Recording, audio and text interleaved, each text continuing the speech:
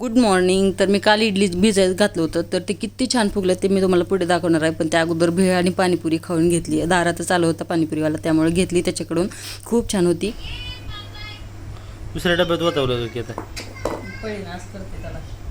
काय होतं मग खाली जाते थोडं.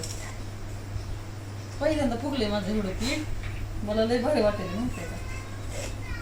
जग जुने जिंकले वाटले. खरं जे काय तुम्ही ऐकलंय ते खरं खरंच रिअल फिलिंग होती माहिती आहे का. खूप छान वाटत होतं. इडलीचं पीठ एवढं छान फुगले. टोपण आपोआप असं उचलत होतं, त्यामुळे मग उघडून बघितलं तर खूप फुगलेलं होतं आणि बाहेरसुद्धा येलं होतं डब्यातून थोडंसं. मग त्यामुळं काढून बघितलं, पण इडली काय बनवणं झालं नाही का. दुसराच बेत होता चिकनचा. मग चिकन वगैरे बनवून घेतलं. इथे चॉपरमध्ये मी टोमॅटो आणि कांदा बारीक करून घेतला होता.